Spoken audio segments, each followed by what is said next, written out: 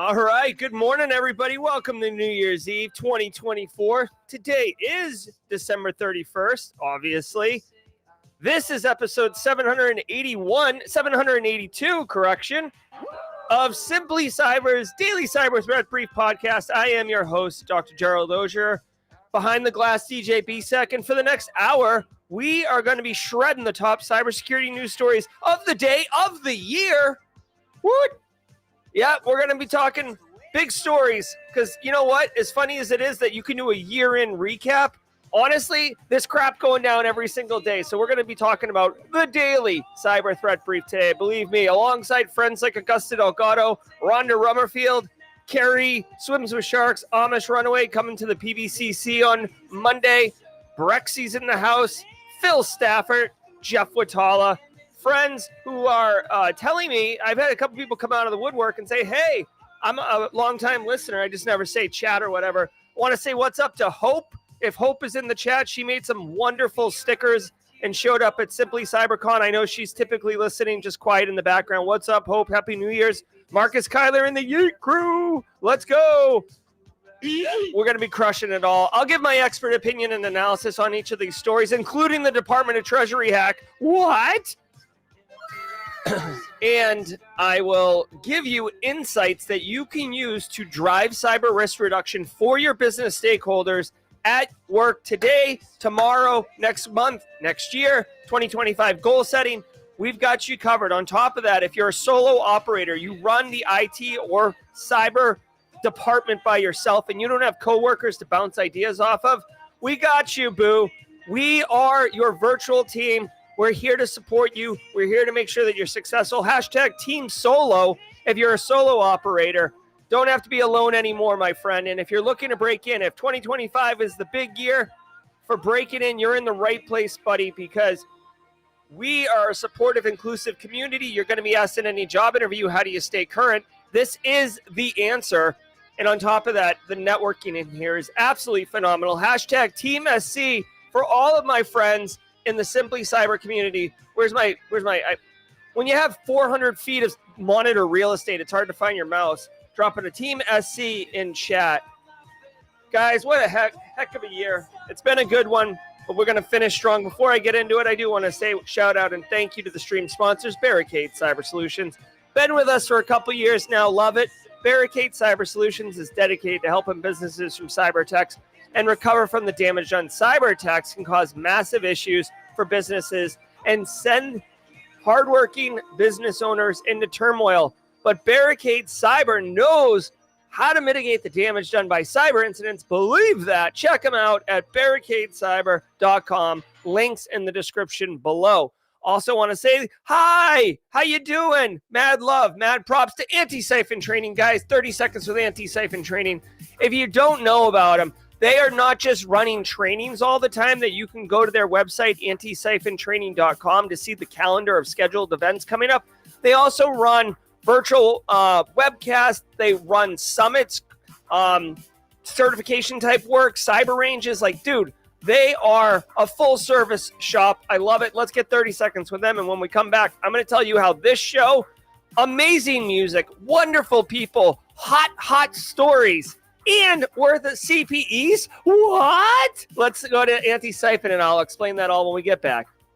Do you want cutting-edge, high-quality cybersecurity education, regardless of financial position? Check this out. I want to give some love and some praise to Antisyphon Training, powered by Black Hills Information Security. Antisyphon Training is absolutely disrupting the traditional cybersecurity training industry by providing high-quality, cutting-edge education to everyone, regardless of financial position. They bring industry professionals with years and years of experience into the classroom to teach you and anyone else who's interested practical skills that are in demand in the market today. And on top of that, the student experience is amazing, as you and hundreds or thousands in some instances of other students are actively engaging, networking, sharing tips, tricks, and experiences with each other, all live in the classroom. Go to antisyphontraining.com, check out their course calendar to see what course.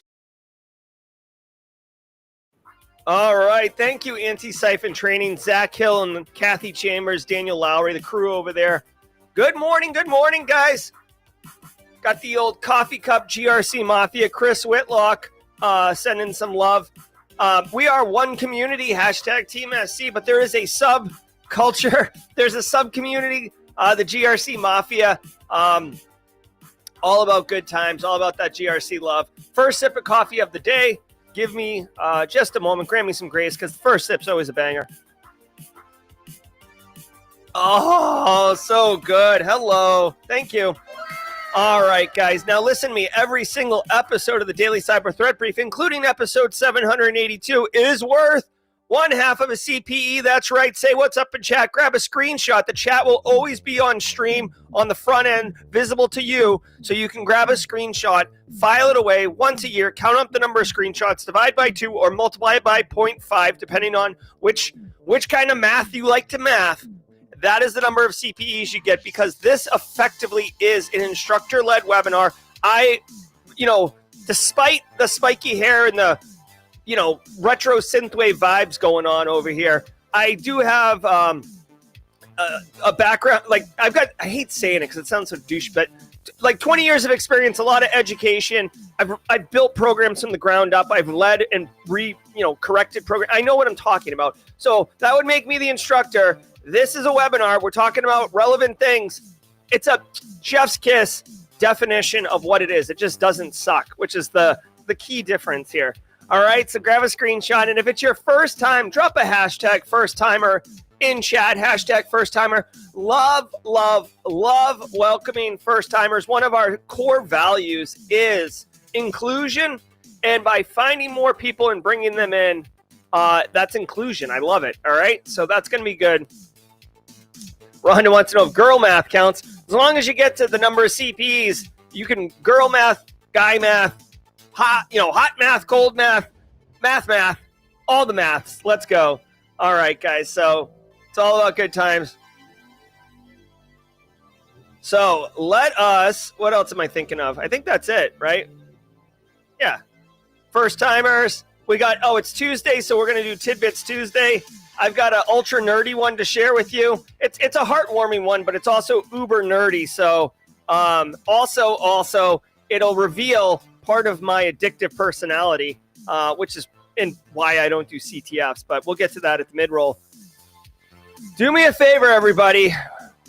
By the way, I want to let everybody know also, CISO Series only did a few stories. So DJ BSEC, not only is he behind the glass helping produce the show, he's also selected some great stories to fill in the gap so we can have 8 stories or 7+. So sit back, relax, and let's let the cool sounds of the hot news wash over us in an awesome wave.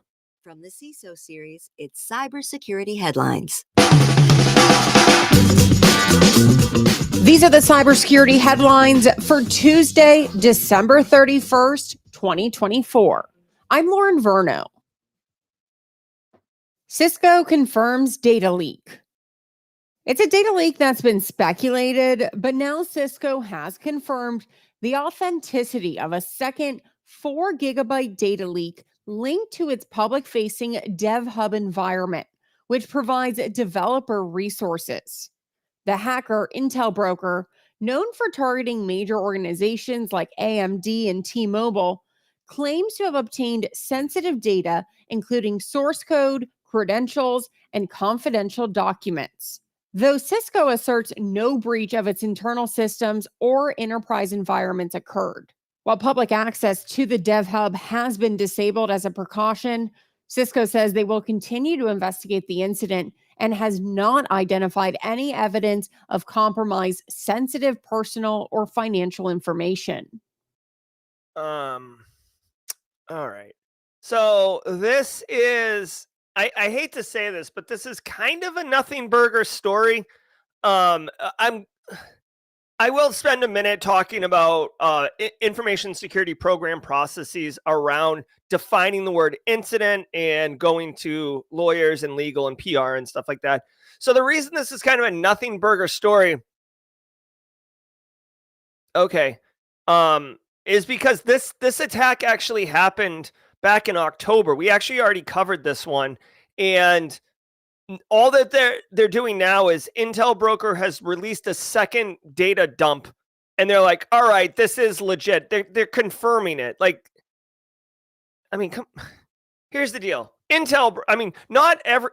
Okay, so there is an example of threat actors who don't actually pop your data and then say, "Oh, we got your data, pay up or whatever." And that's more of like a fraudulent extortion. We see this with sextortion attacks, and that's sextortion attacks, and that's usually like criminal on individual victim type behaviors, low money, hugely impactful to individual who's the victim of that crime.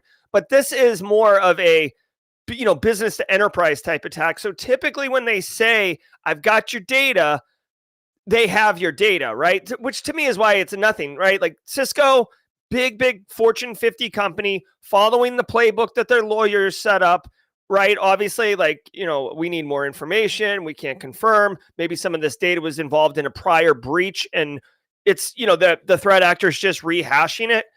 Now with the second data, okay, like once might be an accident, twice is we're confirming it. That's all it is. The same reaction that Cisco started back in October around notifying people, buttoning up all the security around the dev hub, all that's already happened, right? So it's so nuanced what the story is actually about. It's basically Cisco has come out and now it's undeniable that they were attacked. There are not a lot of threat actors out there that are not nation state based, so financially motivated kind of criminal cyber actors. But Intel Broker is one of them. He's one of the legit ones. Like if he says he's gotcha, right? I'm assuming it's male too, by the way. I think Mr. Docs is another one that, like, if Mr. Docs says they have you, like, it just is. So whatever. From an information security program perspective, GRC Mafia life. Oh yeah. For this particular story, what we can glean is, when you have a threat actor contact you and say they got your data, or you discover a compromise in your environment and you're trying to, so you've done the detection phase of your cybersecurity framework, and now you're moving into response. Part of the incident response has its own levels already. So basically identify, quarantine, eradicate, recover. So within that incident response workflow, you want to figure out how bad is it? What do they have? How much data was exfilled? Do they still have access? Is there a persistence mechanism? Let's clean that up. Get all that. And then recovery phase is typically thought of as like getting the systems back to a known good state, recovering backups, all these things. But it also is verifying that, how bad it was, what actually happened, getting all the I's dotted and then the T's crossed, because you are going to have to potentially do a legal battle, or for lack of a better term, legal stuff afterwards. And you have to have everything tightly buttoned up so you can provide those artifacts. If you think you have an incident, right? You see some events happening, you suspect an incident, you never say breach. You never say breach. If you say breach, if you're a junior engineer and you say breach, like the CISO will like slap you like that Batman Robin meme thing. You don't say breach because that activates a whole bunch of different workflows and processes. This one is kind of like that, where Cisco is like, well, hold on, let's do a thorough investigation. Let's investigate and do our due diligence to make sure that it was in fact a breach. That this is basically like a, oh my God, for you Pokemon people, Dynamax, or like, how like when Voltron forms into actual Voltron or Dynamax Pokemon, they get huge. Like basically this is a major mega version of that. Most businesses do the work and then they say, yeah, we had a data breach. Cisco, they're a big boy, so they do a little bit more. All right. Get your processes right for 2025. Also want to say quick shout out, since we've got a couple minutes. Shout out to the mod team. We see Kimberly can fix it in chat, dropping links, saying good morning to everybody. Such a ray of sunshine, Kimberly, coming down from Florida, obviously where the sun is shining all the time. Do want to send hearts and prayers out. I heard it did get into the low 60s the other day, Kimberly. We're praying for you and sending blankets and long sleeve shirts. Okay. Microsoft announces urgent .NET domain transition. Microsoft is urging .NET developers to update their applications and pipelines to replace references to Azure Edge .NET domains with build.net.microsoft.com, as the former will soon be retired due to CDN provider Edgio's bankruptcy. This sudden transition happening over the holidays could disrupt projects using .NET installers, GitHub Actions, or Azure DevOps pipelines tied to the old domains, with firewall updates also necessary for the new CDN locations. All right. Say what you will, but I like it when big tech, again, I guess this week's all about big commerce, big pharma. I like it when big tech forces change, okay? Microsoft is forcing .NET developers to update their apps and pipelines so they don't use Azure Edge .NET domains, as the domain will be unavailable due to bankruptcy. So here's a third-party risk most people don't think about, okay? When we think third-party risk, it's thinking that Carl works at our business partner. Carl! And Carl makes stupid choices, and it leads to compromise. In this one, business went out of business, and you had hard-coded a dependency. So here's what happens when you hard-code values into software. When things change, they break. What really should have happened, again, I used to be a software engineer, I used to be a software engineer in a previous life.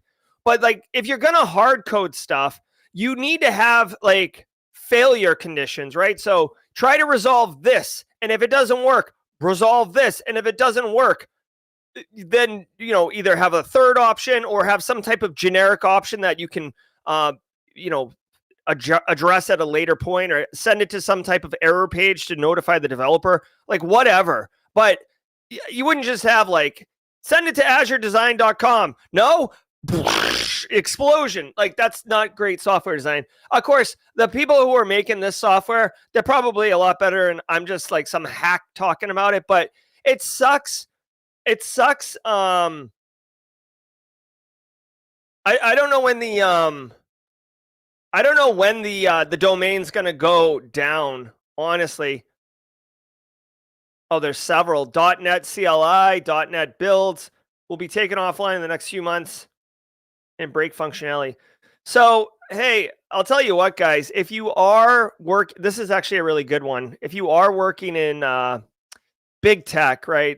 So if you're a software developer, if your business sells product and is a .NET shop, right? Which you could even be not an exclusive .NET shop. You could be .NET as part of what you're doing, right? But if you're using .NET, if you're using CI/CD pipelines, continuous integration, continuous development, if you work at a business that does DevOps, if you've heard that term around the office, chances are you're a DevOps shop. If you're doing any of those, you can just send this story to, I would say, the development team. If you have a huge team, maybe just to the managers of the development team. And you can either send this link and say, hey, looks like there could be an impact to the .NET develop related pipelines. Wanted to make you aware. Or you could just straight up say, hey, did you know, and put these two domains in here and say, did you know these two domains are actually going to become unavailable because of a company going bankrupt, and it will break our .NET pipelines if we're depending on them, right? And that's, this is a little bit of a GRC lesson, but sending them the story, sending them the story, you're expecting them to read the story, distill the story, figure out what the value is, and then take action on it. If you do what I just said, where you basically call out what the problem is and then what the impact is, it's crystal clear to them. And that's actually a great way to bring that to your boss or to anyone.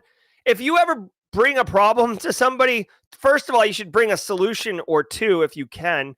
And second of all, don't make them work for it. Spell it out crystal clear. Hey, this is going away. It could make our software break.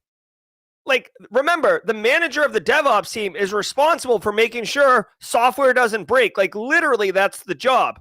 So if you explain this can cause you to not do your job correctly, well, now you have my attention, Leonardo DiCaprio style. You know what I'm saying? So that's a good value here. And it just goes to show you how complex and complicated these DevOps pipelines and these Microsoft environments can be. Yeah, you can see right here in the story, it talks about CI/CD teams need to ensure GitHub actions, Azure DevOps tasks are updated. Okay. And expected early 2025. So unfortunately, they don't even give you a hard date on when the stop is. It is what it is. I got to tell you, another thing that I've learned in my career. So I guess gather around the campfire. It's the more you know time. We don't use that emote very often. If you're a squad member, there is a emote in here. Where is it? I can't get to it because my screen. Did we get rid of that one? Huh. Did we get rid of it? Oh, no, there it is. Here we go. The more you know. And if you're an 80s kid who grew up with like sitting in front of the TV, then you know the more you know. The more you know. Here's the deal. If you give somebody a deadline, okay, like let's play a game or let's make an example up. You've got a system, okay? We'll say it's a website, right? And it runs on Microsoft front page, which is terrible, right? And it has a Microsoft Access backend, which is also terrible. Okay. And they're like, hey, we're going to move to whatever, IIS, right? With a Microsoft server backend, SQL Server database backend, right? Okay, cool. Go ahead. Fire up the new website. Let's boogie, baby. And they're like, done. We're going to go live March 1st, 2025. Woo! You got like your, what's the guy's Vince Vaughn in Wedding Crashers with the champagne bottle? You're just like, woo, we're crushing it. You throw a launch party, the bigwigs show up, all the people wearing fancy suits are drinking fancy drinks with the fancy food, and like the developers are just clacking in the background. Like you're still at the fancy party, but you have your laptop open because you're checking things, right? Like that's happening. Nobody decommissions the old website. It's just floating up there. So you say, when is the old website going down? And they're like, you're like, you need to take it down. You need to take it down. Right. Never. When you give them a hard deadline, when you say it needs to be down by March, 2nd or whatever, and it doesn't happen, well, then there's consequences. Also, you can do that in a different way too, where you say, listen, the new website has to launch March 1st because we are taking the old one down on February 28th. And we won't have a website until that one comes up. So if you put hard dates and you hold people accountable to it, the things happen. And that's if you got 2025 goals, personal career goals or whatever, put dates associated with them. I know there's this like crazy it's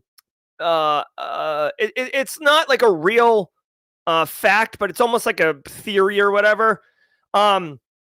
If you say something's going to take you 6 months, it'll take you 6 months. The same thing, if you say it'll take you 3 months, it'll take you 3 months. People, this one, a lot of people are going to feel like I'm calling them out right now. Like people who are taking Sec Plus certifications and they're like, oh, I'm going to take it in 2024. When? In 2024. When?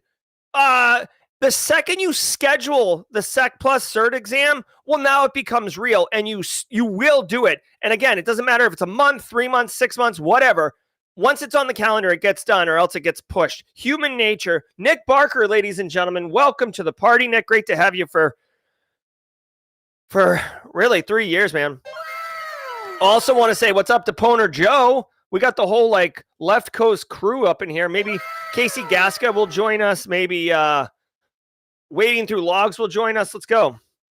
2024 security lessons. According to Dark Reading, there are some key lessons to take away as we head into the new year.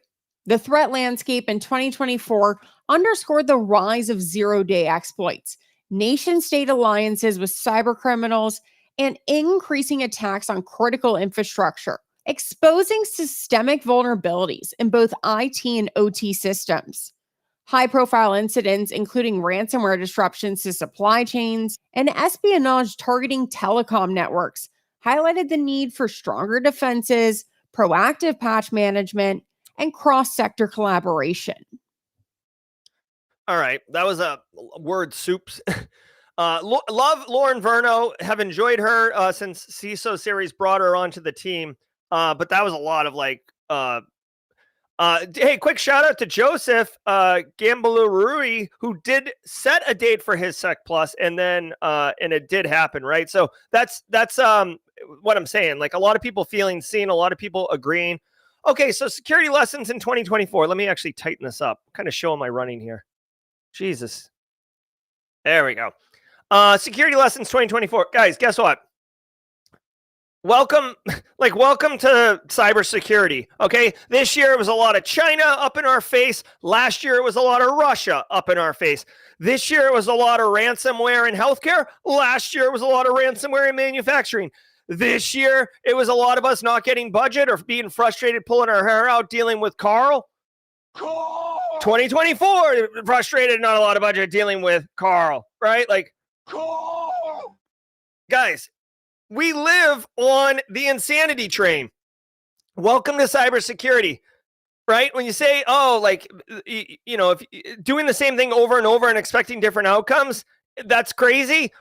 Welcome to the loony bin. Get your dunce cap over in the corner and grab a chair and sit down. Like, that's the job, okay? Unfortunately, we can't eliminate everything. If we could, none of us would have jobs because we'd be so wicked good at what we do that it just wouldn't happen anymore. We live in the gray area. We push risk reduction down to acceptable levels, usually about 30%. Okay, go look at the Gordon Loeb model from University of Maryland, the research they did. I'm not going to bother you with the nerd talk, right? Or maybe I should, as Dr. Gerald Auger likes to get nerdy. Listen, the Gordon Loeb model, Gordon Loeb, L-O-E-B, Gordon Loeb, okay? Go ahead and look at that. 30%. The 70%, this is where we live, okay? When I ask you, what's the risk of not having multi-factor authentication on user accounts? Phil Stafford could come up with an answer. Triple D could come up with an answer. David B could come up with an answer. Fern Malo, who passed their EJPT, definitely comes up with an answer. Congratulations, Fern. Right? We could all come up with different ideas. Oh, a threat actor could access it, right? Oh, boom. Okay. They could leave and not have their credentials shut off and attack it. They could get credential stuff, right? They could get phished and have their account taken, right? They could have, someone could log in and shut it down. Someone could log in and change the firmware and stick some type of like sniffer on there. We could all come up with different threats and stuff, but some of them are more likely to happen. Some of them are going to have a higher impact if they're realized. Welcome to GRC. I just tricked you into learning about how to calculate risk and assess the impact and be able to identify where we spend our time, where we spend our money, where we spend our resources in reducing risk. That's the name of the game, everybody. We make it cool with, black shirts and fancy lighting and stuff like that.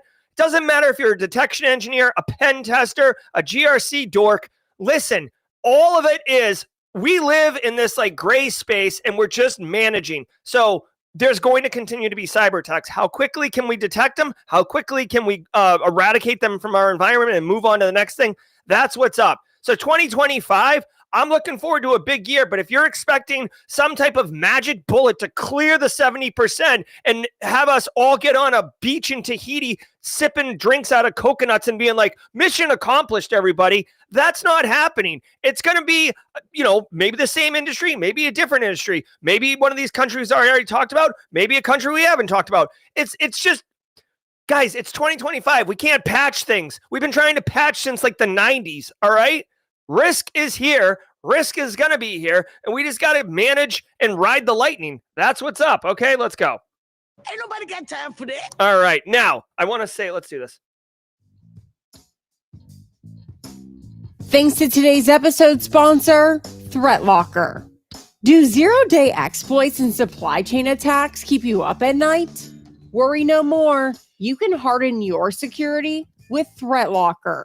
ThreatLocker helps you take a proactive, default deny approach to cybersecurity and provides a full audit of every action, allowed or blocked, for risk management and compliance. Onboarding and operation are fully supported by their US-based support team. To learn more about how ThreatLocker can help keep your organization running efficiently and protected from ransomware, visit threatlocker.com. That's THREATLOCKER.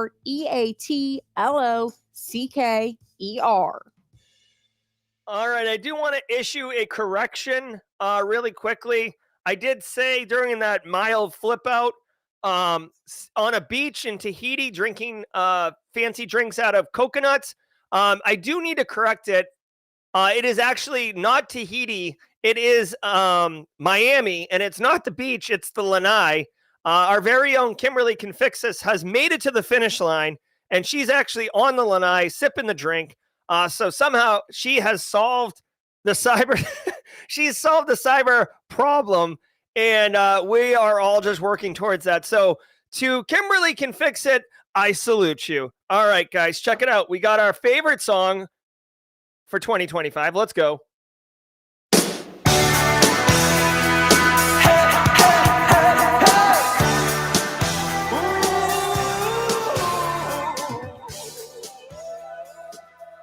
All right, y'all.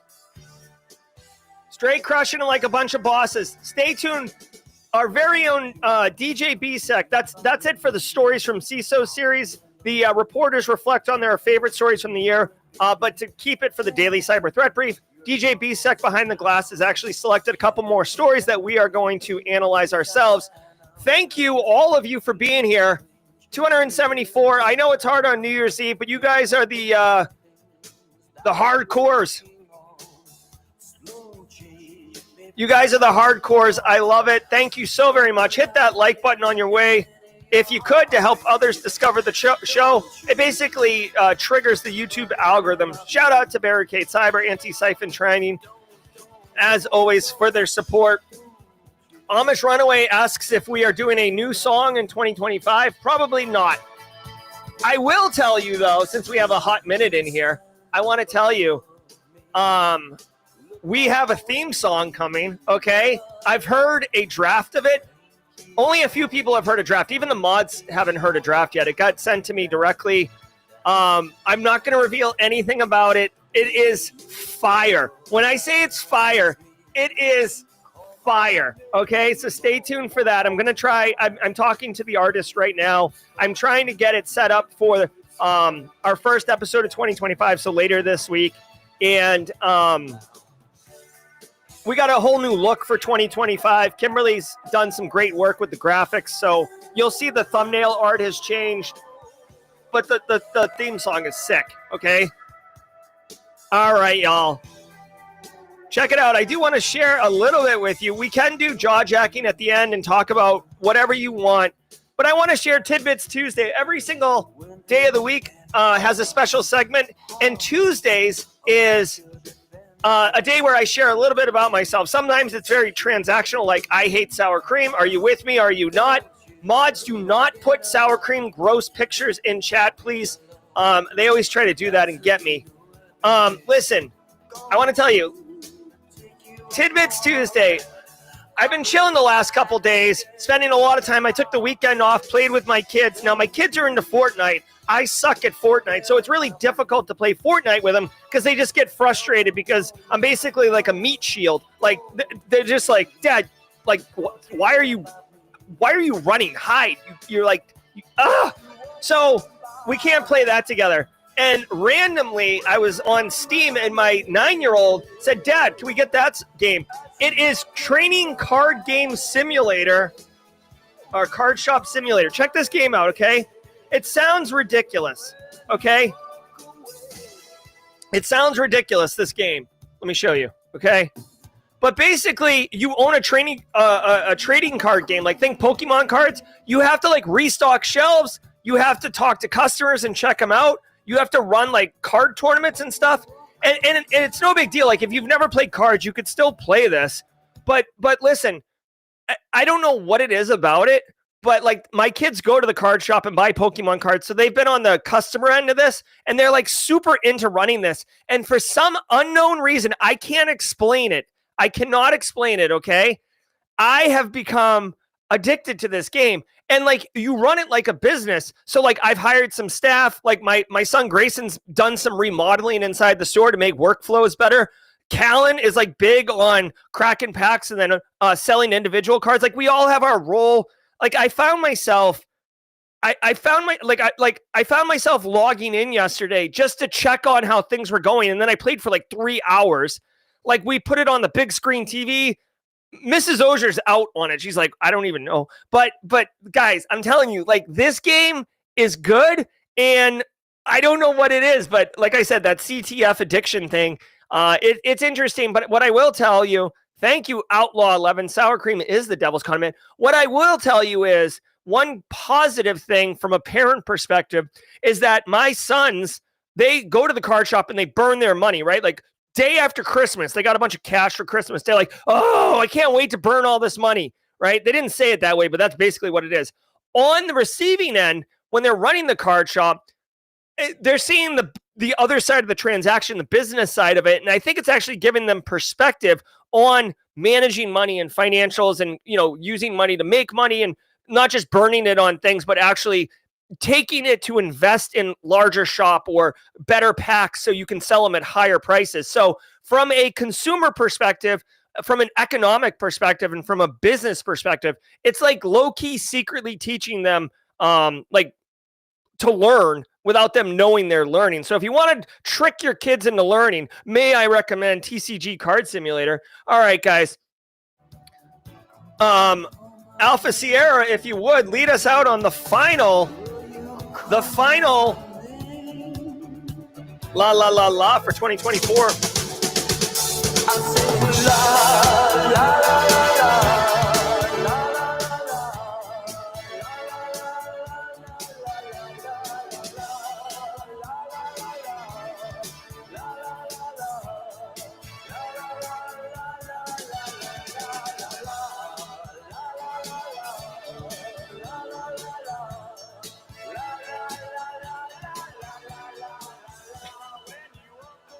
Oh, yeah.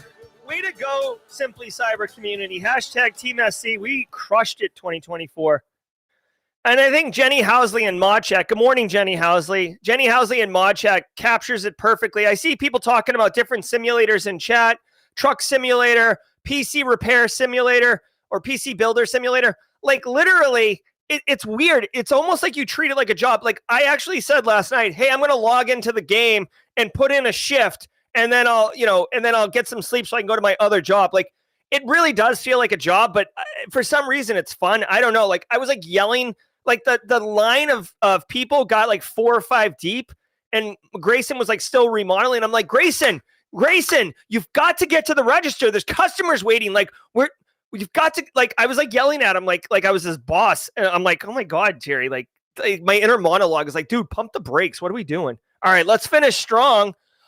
Okay, so the back half of the story is curated by one DJ Bsec. So mods, I will be not in mod chat here. So let's go this way. All right, so U.S. Treasury Department breached through remote support platform. This is absolutely the lead story of the day. This happened last night, or it was reported last night. In early December 2024, the U.S. Treasury Department experienced a significant cybersecurity breach attributed to Chinese state-sponsored hackers. The attackers exploited vulnerabilities in Beyond Trust's remote support platform, a third-party service provider, to gain unauthorized access to unclassed docs and workstations. Upon discovery, the Treasury Department collaborated with Cyber Infrastructure Agency, so CISA, and the Jen Easterly crew, and the FBI, which is who you're supposed to call in when you get breached, to mitigate the impact, okay? The compromised service were promptly taken offline, and there's currently no evidence suggesting ongoing unauthorized access. The incident underscores advanced persistent threats. Okay, so check it out. Couple things here. One, I'm actually glad that we're covering this story because I didn't know the details of it. These remote access solutions, they are all over the place, right? AnyDesk is a popular one. I guess this Beyond Trust one is good. They help for management. They help people get in. They are controlled pathways, right? So when you're building, basically a cybersecurity architecture complemented with the IT architecture, you want choke points and you want known pathways. So these remote access solution pathways are a good option, okay? Like, I don't blame the Department of Treasury for having this solution in place, but when you increase, I'm in mod chat now, okay? I'll be back and forth. When you increase complexity of your IT environment, you increase risk. And you have to manage all of that software, make sure it stays up to date, make sure it is patched, right? You got to patch it. You got to patch it. Because what happens is when a piece of software in the environment gets compromised, has a weakness and it gets exploited, you get screwed. Now, this particular story, I'm a little less concerned because, one, they caught it almost instantly. Two, it was a beyond trust solution that allowed them access to some systems. All they did was it sounds like all they did was log in with valid credentials to Beyond Trust. Maybe they did credential stuffing. I don't know. But this is not what China allegedly or confirmed did with the telecoms through Salt Typhoon, and what they did with industrial control systems with Volt Typhoon. That is much, much more exploitation, persistence mechanisms, low and slow espionage. This right here, this isn't good, but this is a far, far lower impact. Now I don't like to get into politics or anything, but what I will say, since some people did ask me my opinion on this one, it's not good. The very first thing I said was, China's doing the long play. They've got this 25-year plan. Clearly, they are interested in becoming,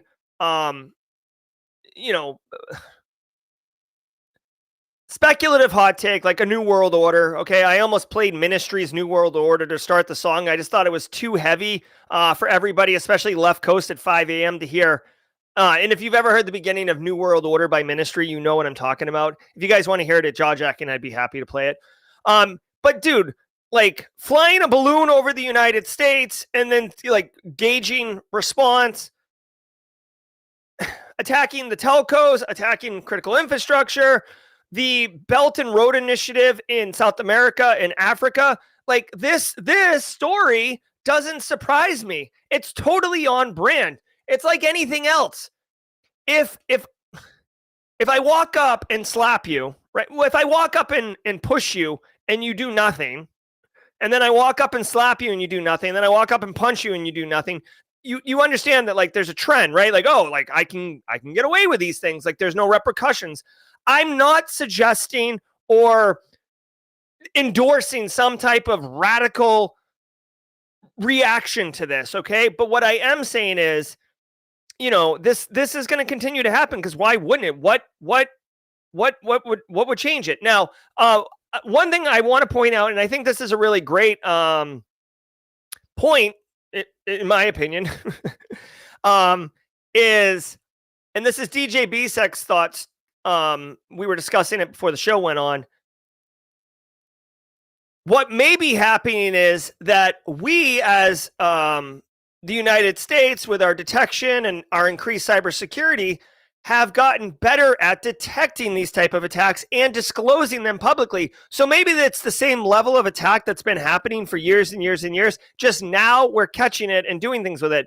China famously attacked Anthem Healthcare back in 2014, getting into the databases with the SA account and stuff like that. So it's not new. This isn't what's going on? And I want to point out, in full disclosure, it's quite well known that the United States has a APT capability. We don't call it APT because it's our team, but the United States is out there attacking and compromising systems and networks and whatever in Russia and China. So everybody's doing it. Everybody's doing it to each other. Yeah, Flakinator says it in chat too. We don't know if the U.S. is also doing things back. I would be stunned. Honestly, I would be stunned. I would bet money that matters to me that the United States is in fact doing it, and the United States allies, right? NATO-based countries, Israel, etc. So it's a whole bunch of that. To me, it's concerning because I feel like it's escalating in It's escalating in brazenness and in level of system being attacked, okay? But again, this attack right here it wasn't some sophisticated advanced persistent threat. It was probably credential stuffing on a remote access solution. Although Beyond Trust did report that they had a vulnerability recently. So all right, let's move on to the next story. Coming hot from the desk of DJ BSEC. Massive healthcare breach prompts U.S. cybersecurity rules overhaul. Oh, we talked about this yesterday, DJ BSEC. I don't think you were here, but we did talk about this already, so we'll skip that one. Hey, really quick, I just want to mention one other thing about this. Whether it's the Treasury or it's a different department or whatever, I do want to spend a minute on this. This is a little bit of a more you know. Listen, I worked in the federal IT space for a number of years. That's why I'm such like a NIST dork. That's why I can quote which control in NIST 853 certain controls are, because I lived it for a number of years, okay? That's when I went to South Africa. That's when I went to the South Pole, Antarctica several times. I went to New Zealand, South America. Like, that was all when I was doing government work around FSMA. Now, FSMA is the Federal Information Security Management Act. FSMA basically means that any federal IT system has to comply with a certain level of security controls. I'm not going to give anybody a popsicle headache going deep into this, but there's basically low, moderate, and high baselines, and the baselines are the minimum security controls that you need. 90% of systems operate in the moderate baseline space because system owners feel insulted if you say that it's a low security thing. So they puff their chest up. And then when they realize that high is like super restricted, they're like, moderate's good. That's just the reality. Now, here is the deal. FSMA is a fine approach, but it really isn't flexible. And what you end up getting is tons and tons and tons and tons of systems that are not FSMA compliant because essentially people get overwhelmed and people get frustrated. So like when I worked with the Marine Corps, I don't think I'm speaking out of school here, but basically when I worked at the Marine Corps, one of the systems I worked at was an unmanned aerial vehicle. All right. I'm not going to get into deets. All right. But it was an unmanned aerial vehicle, and it because it's a system and it has to comply with FSMA, there's like a little workstation that controlled it and everything like that. These are Marines out in the field, pop open a laptop, throw a UAV, do things, right? Well, if I'm coming at you and I'm like, hey, this laptop needs multi-factor authentication on it, it's like, bro, I'm literally in the field in a war zone. I need to open it and throw the thing, not open it, type in a 40-character password, then pull out my CAT card, shove it in the side. By the way, the slot that takes the CAT card usually has mud in it because I'm not in an office, you dork. I'm in a foxhole in the evening dealing with things. I've got real threats coming at me. I need to throw the friggin' plane. That's a perfect example where FSMA controls, while they seem fine in an academic setting, they are so prescriptive and so,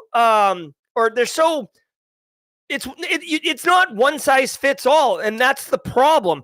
When you say, hey, you need these things to be FSMA compliant and they're ridiculous, the people are like, no. And then when you try to say, oh, what about these other controls? You've already lost them. They're like, no, you don't understand the mission. You don't get what we're doing here. Go somewhere else. You've lost everything. So for me, when I look at something like this, right?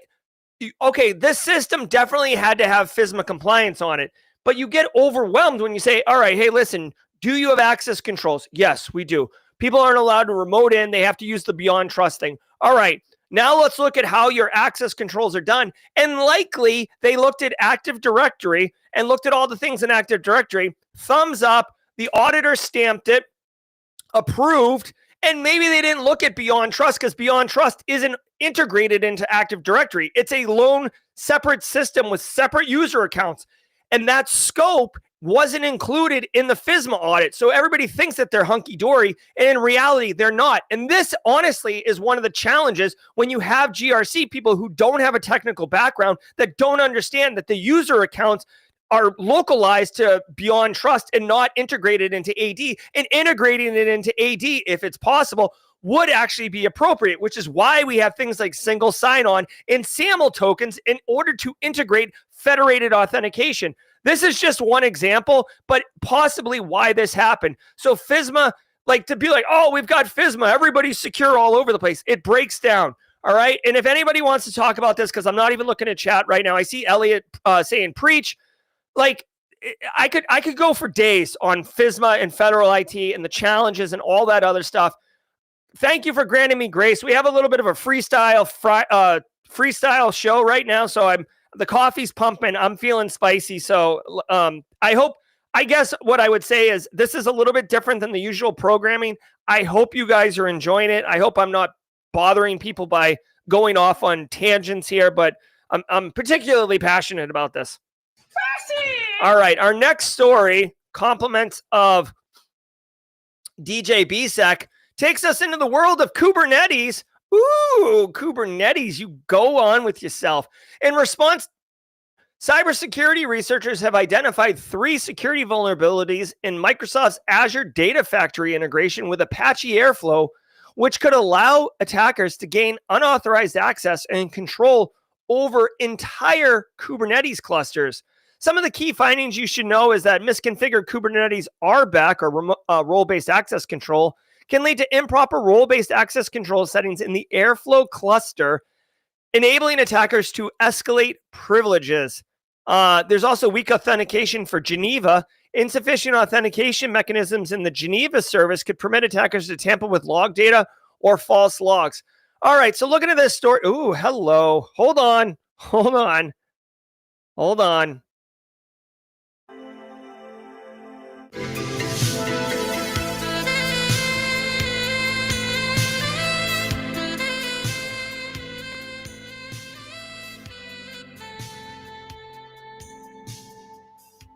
All right. Hopefully you guys saw me turn the light off and rub my hands. I thought that was funny. Okay, so it looks like they can send a malicious document to a... it looks like they can put a malicious document into some type of workflow, not send it to a human, but actually push it through a workflow in the Azure Data Factory. This is where we get into data science and doing big data stuff, right?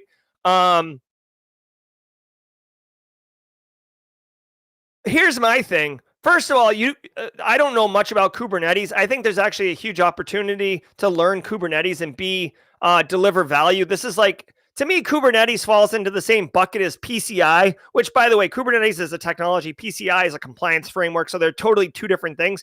But usually, like, if there's credit card information involved, you're like, oh, ask Richard. He's the PCI person. Like, oh, somebody always is like the PCI person. I feel like someone's always the Kubernetes person. Also, if you want to learn Kubernetes, Graham Helton actually has a training over at Antisyphon. He is, as far as I'm concerned, Graham Helton is the Kubernetes guy, if you're interested in that.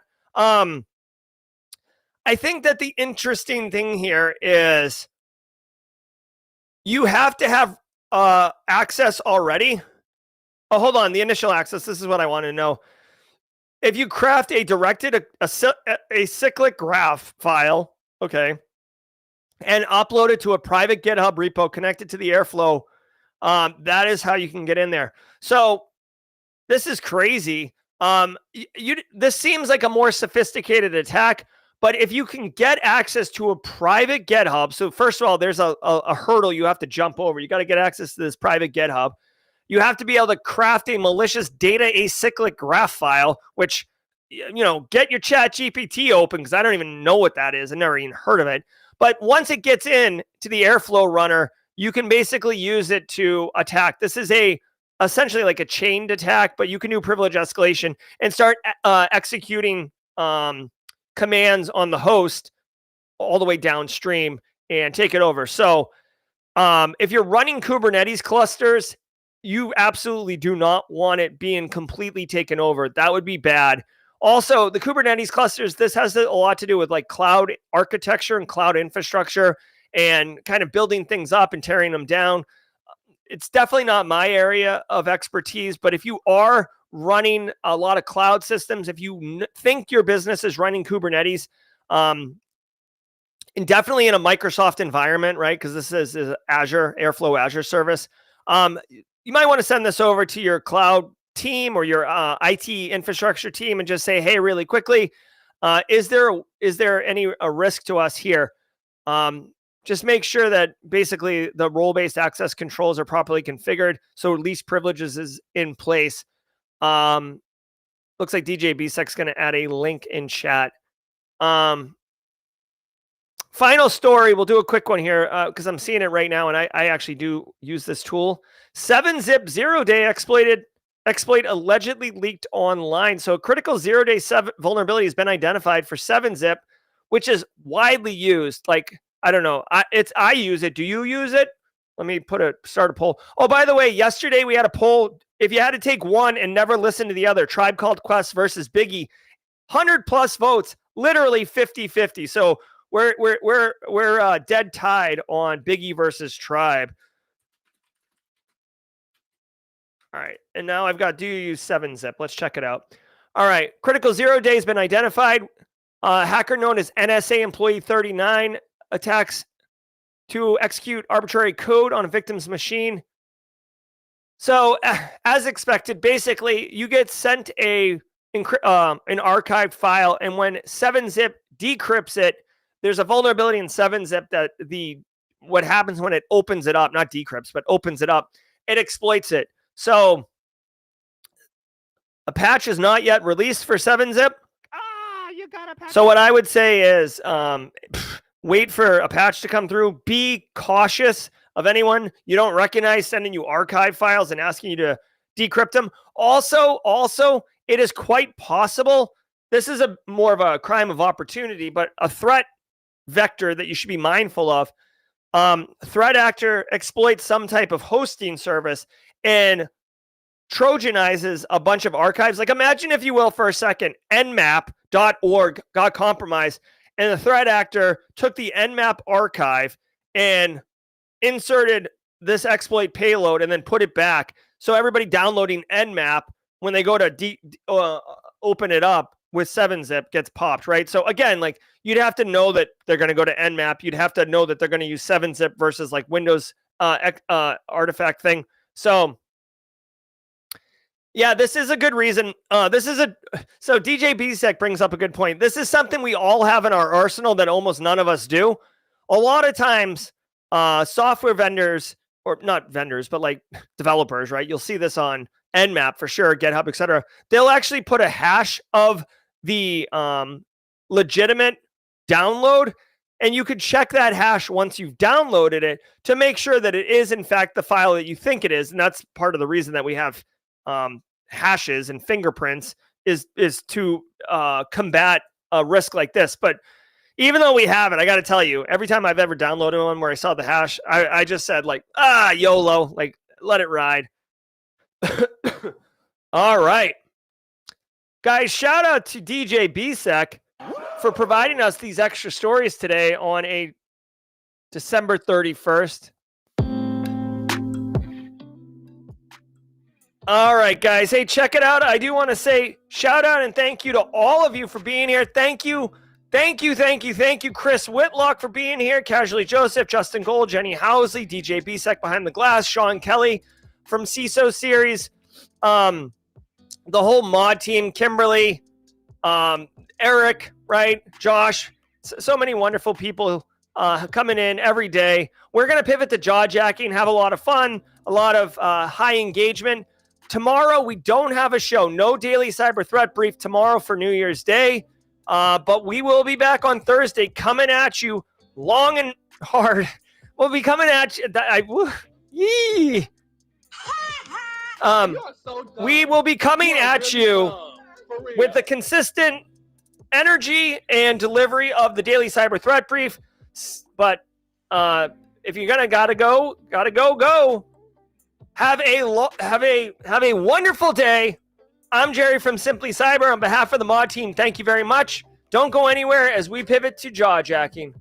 Ever wonder what it takes to break into cybersecurity? Join us every weekday for Jawjacking, where industry experts answer your burning questions about the cybersecurity field. Live, unfiltered, and totally free. Let's level up together. It's time for some Jawjacking.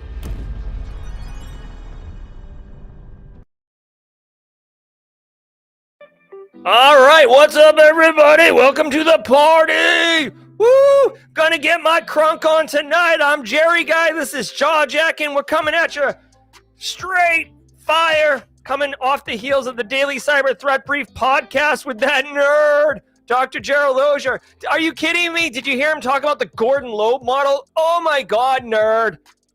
Let's look at the poll. More than half of this community uses 7-Zip. Thanks for taking the poll. Oh my God, Luke Canfield, 50 Shades of Simply Cyber. Guys, we had a great show today. I want to just say thank you. It's been good. What would you like to talk about? I had a couple meltdowns. Shout out to DJ Bisek for augmenting the stories. Tidbits Tuesday. I talked about how my kids basically have a. I put a time clock in the front living room. They have to punch in by 10 a.m. or they're gonna get docked pay. They gotta open the trading card store. Carrie says New Year's Day is just another day for him. Marcus Kyler, that was rough. What was rough? Hopefully. What else we got, guys? Douglas Ramirez says he appreciates the show this year.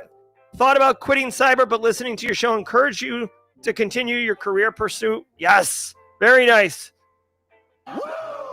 Happy New Year, Bonnie Charles. Guys, if I would just ask, if you don't chat very often, but you do have the ability to chat, just say hello in chat. It's kind of a lazy, like a easy day, kind of a low-key holiday. Not a lot of people at work. I know some of us are working, but I feel like today is a day where you can sneak in a little chat. Say hi if you're a first-timer in chat. Let's see the questions coming up. I saw Justin Gold had one pop. Let me see. All right, hold on. So Justin Gold, where are you? Okay.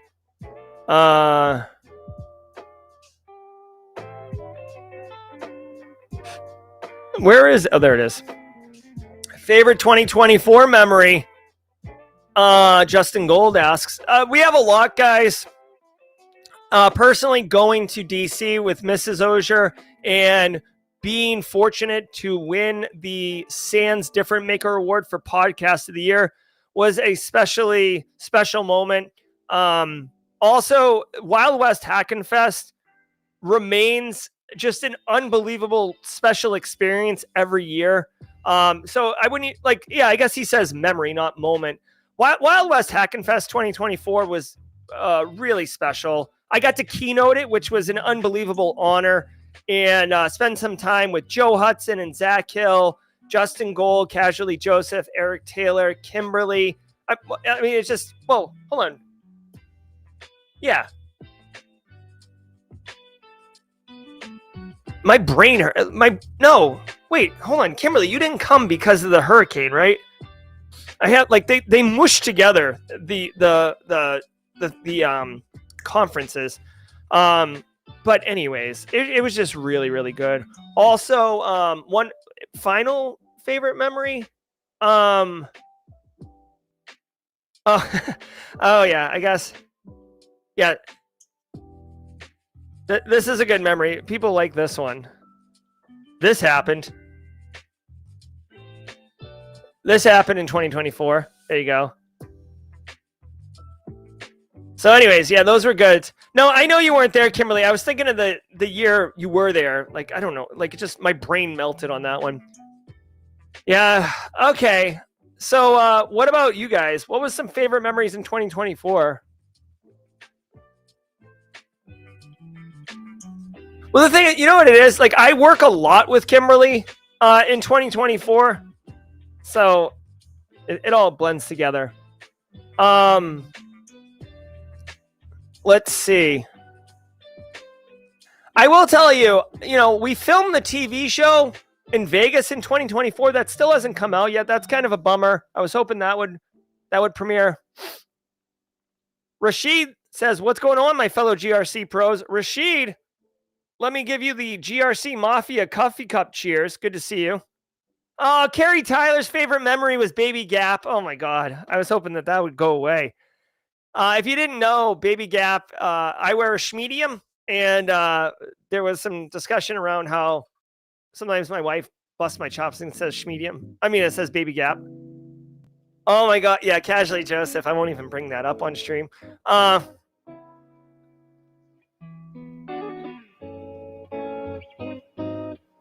Nick Barker saying that LinkedIn tomorrow is going to be a mess. Virtual gym, everybody going hard that first couple days. Want to remind everybody, I'm super excited. We will be doing the PBCC, the Personal Branding for a Career in Cyber class cohort live next week, Monday through Thursday. We've got about, I think 11 students in there, 12 students, which is pretty small for that class. I think we did like 30 in the first cohort. So looking forward to helping those individuals stand out in 2025. Tom Bishop. All right, let's see. Kayla's working right now. I like it, Kayla. Keep crunching. Cheers to you, Robert. Luke's loving the community. Ms. Julian's loving the community. I love it.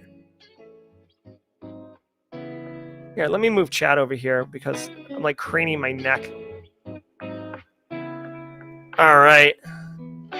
Oh, this was another good memory in 2024. This was basically, this is Eric. Wait, hold on. This is Eric explaining something. He drew a diagram with Microsoft Paint, I think, which was hilarious. It was very good. All right, what other chat we got going on here?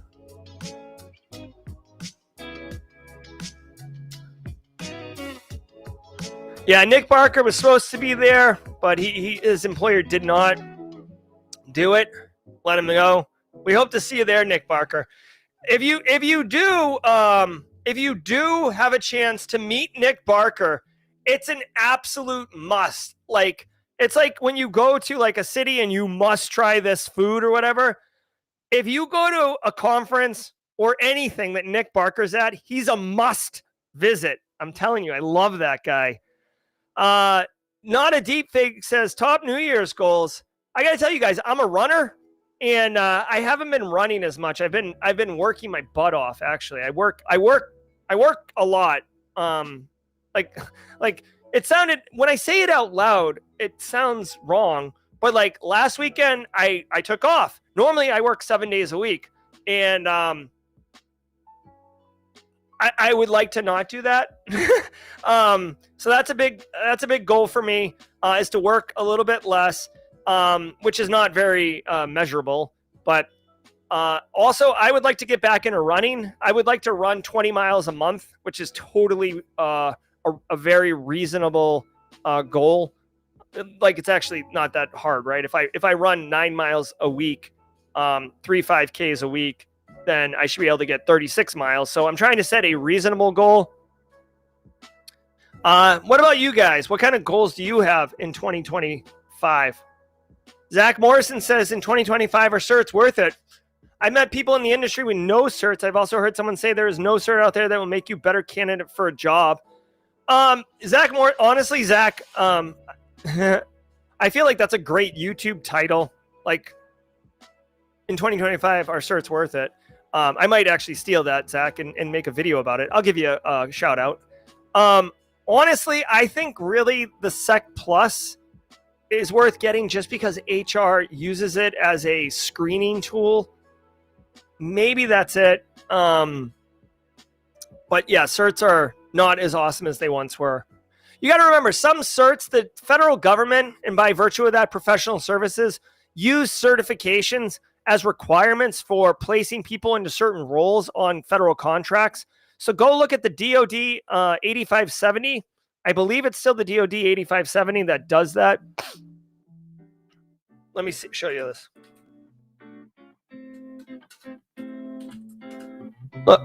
Here. Look at this, and Larry Shervington knows what this is. I know this is all pixelated, but Google DOD 8570. You'll see, like, basically here are the levels and here are the things, right? So if you wanted to get say there's a federal project that has a role for manager over a team, like an InfoSec manager, they might say it's an IAM level 2 position. You would have to have CISP, CISM, CSLC, or CAP to be able to be put in that position. Okay, so that's like the reasons for certs, okay? It's much less to stand out as a candidate. All right, here we go. All right. Thank you, DJ Bisek behind the glass, for flagging questions. Mara Levy, my friend Mara. Been wanting to ask about the graphic on the monitor behind you. Is there meaning or is it just something you like? Happy New Year's. Thank you for everything you do. Oh, thank you, Mara Levy. Yeah, I just like this. This is like a 10-hour YouTube video screensaver. It's retro synthwavy. For me personally, because it's 10 hours long, I don't have to change it very often, which is good for my time constraints.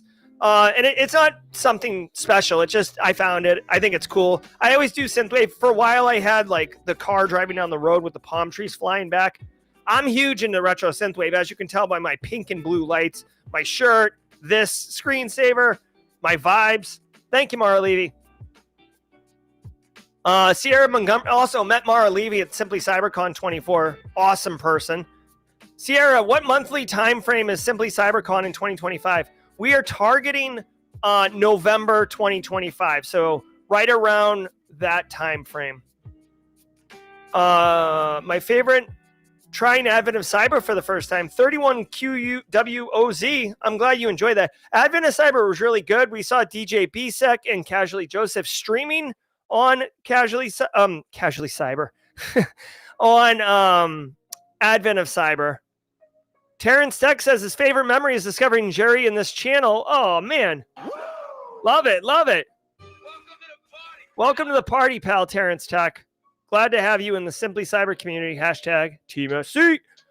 Larry says, word on the street in 2025. We're blessed with a PBO Cyber for the People Simply Cyber collab. Looking forward to that. Heck yeah. I'll leave PBO to disclose that. But what I will say is, if you haven't noticed, okay, one of the things that I'm doing, this is actually a goal for 2025. I wasn't going to bore you guys with like my business goals. But we're going to have several podcasts under the Simply Cyber Media Group, Simply Defensive, 2 Cyber Chicks, Cyber Career Mentors podcast, and a couple others that I am producing or I'm involved with from a management perspective, but I'm not on-air talent.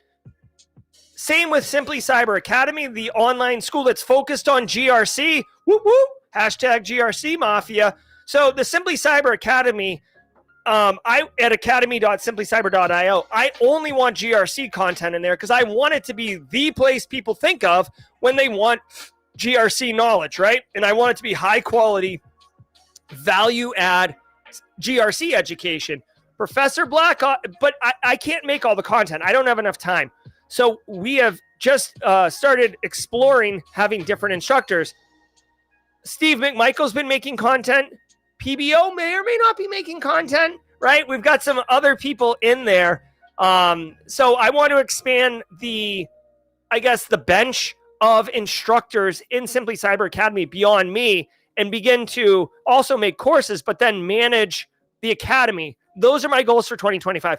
The only way I can grow Simply Cyber and make it bigger and help more people is by removing me as the bottleneck. Spoiler alert, even when I work 7 days a week, I still don't have enough time without sacrificing the one thing I do make time for, my family.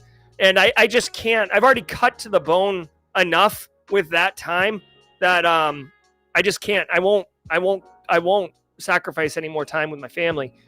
All right. Any goals for the card shop this quarter? Well, Nick Barker, I will tell you, my son Callan is pushing hard to open a second location, but I don't think we have the CapEx, honestly, for the location, and then including having to hire talent to work that store. We'll see. The board of directors is convening today at 11:30 for lunch and Q1 goal setting. Greg does stuff. Any insight for someone studying the ISO 27001 lead implementer? Greg does stuff. I am so sorry. I do not have insights on that. ISO 27001 is a gap in my experience. It is GRC, but it's just not something I know. If anyone in chat has some guidance on studying for the ISO 27001 lead implementer role, please drop it in chat and tag at Greg Does Stuff. EK Berger Picards says, is the CISP still relevant? Back in the day when I read One Giant study books, I decided I would not pursue it because of the silly diagrams they said to memorize. That's funny. So I still consider, for me, the CISP was like a major professional accomplishment, okay? I loved it. I was super excited when I got it. I celebrated it, and I still, to this day, for nostalgia reasons, maintain it. I let my CISA and CISM expire, but like the CISP, for some reason, there's nostalgia, so I keep it. I do think it's relevant for the reasons I outlined earlier, around like job billets and postings and stuff like that. Many people in the industry do identify it as a major professional career accomplishment. So I think CISP is still relevant. Honestly, DJ BSEC thinks it's still relevant. If you think, here, let's do a poll. This is a perfect poll question. Do you think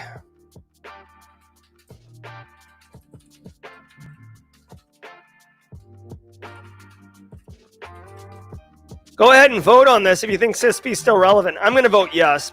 I mean, I can't vote. There we go. I can't vote. That's weird. All right, so let's keep going. DP, I want to say what's up to DP and KP. Good to see you guys. Any plans on AI governance training in 2025? Maybe DP. I don't have it on my bingo card. This is where like imposter syndrome comes in. I studied that MIT AI framework. I made a whole video on it. I'm really into the AI stuff right now. I actually have a video coming out with Steve McMichael about Fabric, which is like how you can operationalize AI to augment your GRC workflows. But I don't know, maybe DP, it's just one of those ones where I don't feel like I'm good enough to teach people about AI governance, but at the same time, it's so new. Like, who is good enough to do that? Maybe. I know Jack Scott did an AI training course for LinkedIn Learning. I may talk to her. I know she's been pretty crushed with bandwidth as well. I'll put it on the table, DP. I'll put it on the radar. Thank you for the suggestion.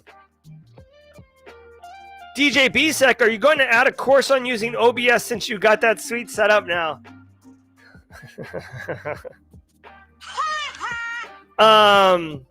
Maybe DJ BSEC. I do appreciate the question. I will definitely spend a moment during the personal branding for a career in cyber course on OBS and my setup. Okay, so if you are in the PBCC course, I will tell you it's new content. If you were in the original cohort, I didn't go into OBS, but now that I've been using OBS and I've gotten some training on it from DJ BSEC, I will add it to the PBCC course next week. Still time to sign up if you want. Go to simplycyber.io/PBCC if you want to check it out. Let's see if I can bring it up. Yeah, here, look. Personal branding for a career in cyber. Listen, it's a 4-day live cohort, January 6th through 9th. You basically got 16 hours of content. It's live in Discord with me. You can do it two ways, though. If you are not available next week and you want to just do the self-pace, all the videos are recorded, all the tools are there, and you can get that for $150 basically. But if you want the accountability, if you want to do it with friends, I found this course. I almost thought about taking this course offline and not making it available for self-paced learning because I feel like it is better with the cohort and the accountability. But, you know, for business reasons, I make both available. The live cohort, 11 a.m. to 3 p.m. Monday through Thursday next week. I'll probably do it twice in 2025. So if you missed this one and you want to do it, it'll probably be June when I do the next one. All right. Let's keep going. Waldo, thoughts on the future of cloud security, engineering, architecture? Good job path, maybe too niche? Nope, I think it's wonderful. So many businesses have adopted cloud. Many of them are pulled back a little bit in making hybrid on-prem cloud architecture their main architecture. And there is a lot of complexity. There's a lot of risk. There's a lot of security concerns. There's a lot of people who don't know what they're doing. And there's a lot of need and demand for work there. So I think it's actually a great area. Also, let me point out one risk that people may or may not be thinking about. Here is a reality, okay? So when you are going to go into cloud or whatever, or you're going to stand up some new Azure architecture or whatever, okay? Or, hey, we're going to go to Azure AD. We need hybrid, on-prem authentication as well as Azure authentication. Like, let's, oh my God, what's it called? Let's sync credentials up to Azure AD, right? All of that stuff. Here is something that you should absolutely keep in mind, okay? Yeah, hybrid. Here's something. This is something you absolutely need to keep in mind, okay? What ends up happening is businesses will look towards their most seasoned IT professionals to lead these projects or to be advising on the architecture of the projects. The problem is, okay, and some of you might feel seen. Some of you may have experienced this yourself. I personally have been part of a team where this happened, okay? The seasoned person, the person with 20 years of experience or whatever, they didn't come up on cloud. They came up with on-prem. They came up with AD. They came up with Microsoft Server 2000, okay?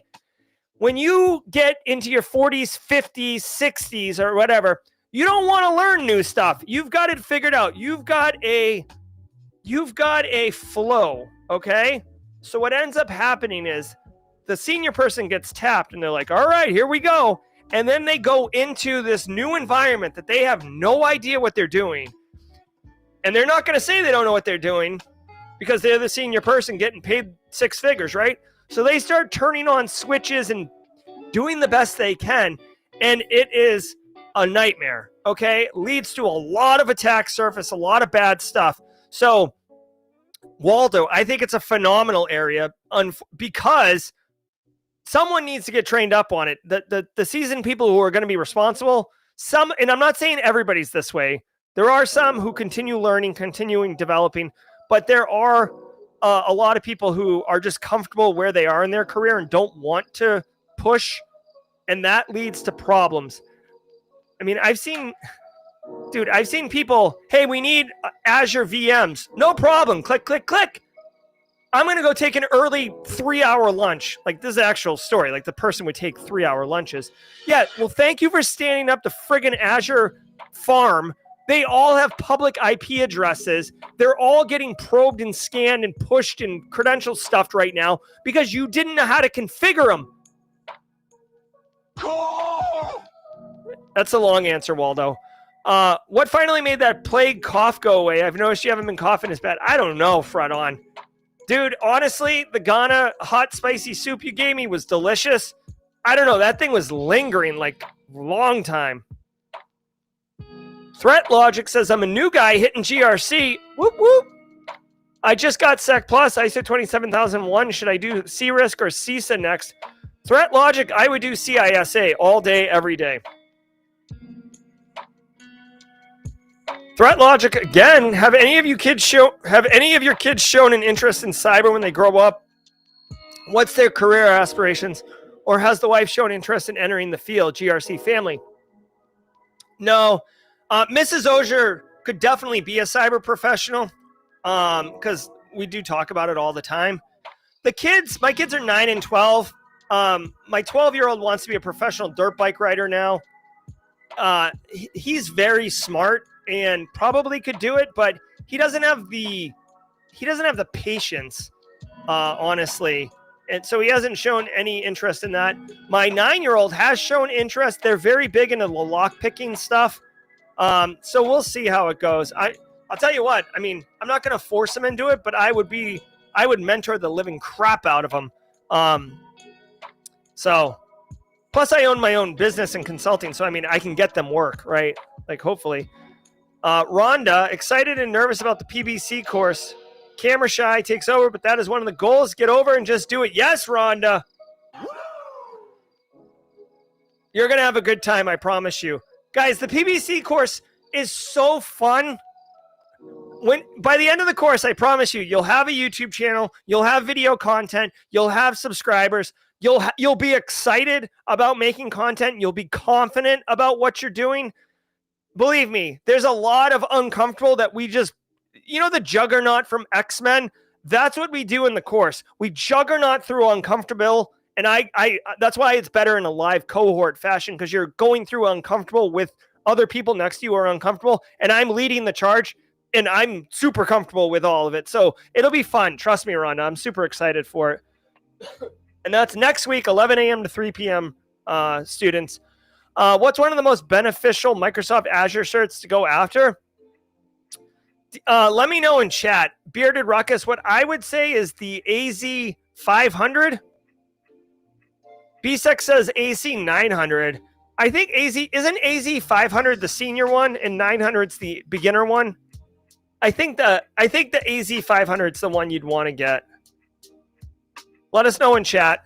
Looking at the poll here, CISP is still relevant, 86% of our community. So yeah, Bearded Ruckus, if you have nothing, if you're starting brand new into cloud or Microsoft Azure, AZ 900 is what to get, but ultimately AZ 500 is where you want to land. David B, is your family's card shop Actually, you know what, David B, we do take credit cards in the shop, and we haven't been audited or anything. Let me get your number, David B. I'll bring it up during the Q1 strategy meeting we have at 11:30 with the boys. See if we can get you in there for some services. Let me see the results before you publish, though. Yeah, I mean, ain't nobody got time for that. Thoughts on the use of free services from CISA, Cyber Hygiene Services, CPG, to strengthen and augment security programs? Yes, Ben Willis, I think 100%. Take advantage of as many free resources as you can. What I would say is, in my experience, okay, and if you have had a different experience, please chime in chat. My experience is the free tools from CISA, etc. Like there's like a risk assessment tool. There's a tool for documentation. I think there's like some scanners you can download and stuff like that. Like those are all good. As far as services go, I have tried probably 3 times in my career to engage FBI and CISA on having them perform services, and I've never ever been successful at it. It's like difficult and clunky. So tools, awesome. Services, your mileage may vary. I've had 0 success at trying to get it. All right. The Pain says, my favorite thing this year was finding Simply Cyber. January, I saw my first video, watched the show live a week later. You were at Simply CyberCon? Yeah. The Pain absolutely is hashtag Team SC. Robert Dyzren says, how do you slowly integrate cyber interest to your kids? Does anyone know of any children content? Honestly, my kids were like Advent of Cyber, they got geeked up about, but then they didn't want to do the work. Robert, lock picking is a very, very easy way to get the kids excited. It's hands-on. It's kind of mysterious. It's kind of counterculture. That would be good. I'm trying to think. I think there's I don't know. I mean, there's some books and stuff for kids. I bought Chris Cochran's book on threat intelligence for kids, and we read it. My kids weren't interested in it. DJ BSEC suggests coding in Minecraft. Yep. I mean, there's a lot of cool coding things like Microsoft. I mean, Google has one that's pretty cool. It's like puzzle pieces, and you can make it do things. Good luck, Robert. Jerry, I want to take the live PBC course next week, but I have to work during those times, but I still get value if I'm only there for the training part-time and or get to watch it all afterwards. So, David B, two things. One, you can't watch it afterwards. So here's the deal. Two things. One, I intentionally made it from 11 a.m. to 3 p.m. That way you could work in the morning and work in the afternoon. I understand that some people are at work and can't necessarily be there for the whole thing. The way that I've had to do this though, David, is, and this is for everybody, is there's the live version, which is, the 4-day course for $150. And then there is the self-paced course for $150. Now, if you buy either of them, you get a 50% coupon for the other one. So basically you can get both for $225. If you get the live only, you won't be able to watch the content on replay because it's not recorded. That's what the self-paced course is. So for $225, you can do it all. Or David, I can try to be more. I can project the next PBC course further in advance so people can make plans and stuff like that. So those are your two options. You can try to do the live cohort and hope for the best. You can do the live and the self-paced course and get all of that. Or it's a whole thing. Forget it. Or just wait for the next one. Okay. All right. Let's do this. All right. I saw somebody in chat ask the question about. Oh, Elizabeth Sullen did talk about a children's book she wrote. That would be another good one, Robert. Somebody asked. Somebody asked about the stream schedule for the rest of the week.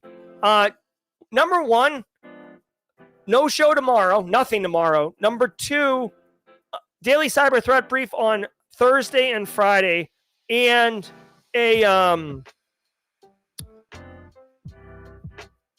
Simply Cyber Firesides on Thursday. And we are doing the Discord AMA because it's the first Friday at 1 p.m. I got to tell you, I do want to get, so some of you may seen, we're starting to produce a weekly calendar of events stream schedule. It gets pushed out on LinkedIn. I actually want to, in the new year, make it a process, LinkedIn, YouTube community post, and pushed as an announcement on the Simply CyberCon Discord server on Sundays so everybody can see what's coming up that week. So Luke Canfield, if you were in the original PBC course, and this is for everybody who was in the first cohort, there is an alumni discount that I disclosed in the PBC, the special area on Discord for the students of the first cohort. I put the code in there. And if you didn't see it or whatever and you want to attend, just give me a DM or something. But I did put it in there. All right, here we go. Who knows? Maybe DJ BSEC will make OBS content. All right, let's see.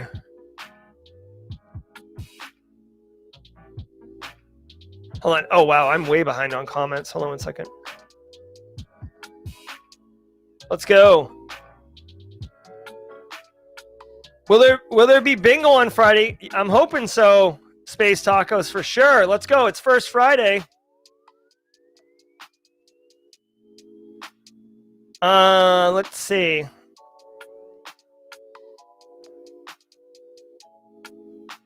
LeGrot, no problem. Oh, there's a Roblox game that Kimberly knows about for internet safety for kids. Cool. That's a good way to trick the kids. They were all up in Roblox yesterday. No, Phil Stafford. Thursdays is What You Mean Thursday. Dan Reardon owns that. All right. My producer is getting up my butt. So let me take one more question and then we're going to wrap it. Dreaded Ninja is preparing to interview for my first SecOps role. Congratulations.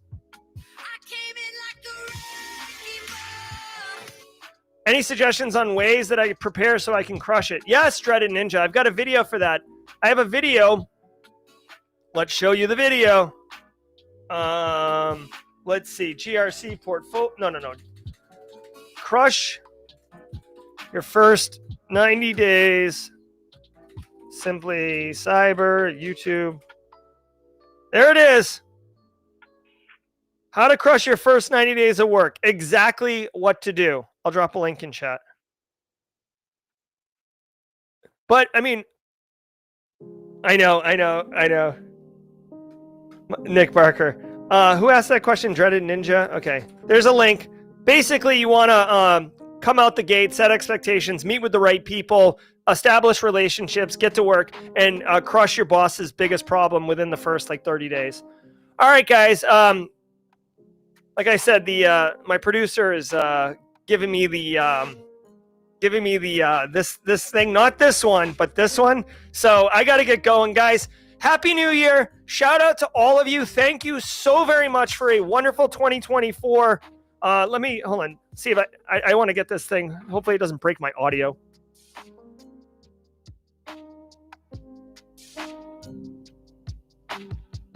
There it is. All right. Just a friendly reminder again. Thank you all for the Podcast of the Year award for, Podcast of the Year 2024. Great way to end the year. You guys are all amazing. Thanks for showing up. I'm Jerry from Simply Cyber, DJ BSEC behind the glass, the mod team, the whole hashtag Team SC community. We'll be back Thursday just like any other day, but it'll be a new year, a fresh start. Any mistakes you made in 24, leave them in 2024. We're looking forward. We're excited. We're positive, and we're going to kill it in 2025. I'm Jerry from Simply Cyber. Until next time, y'all. Peace out. Happy New Year.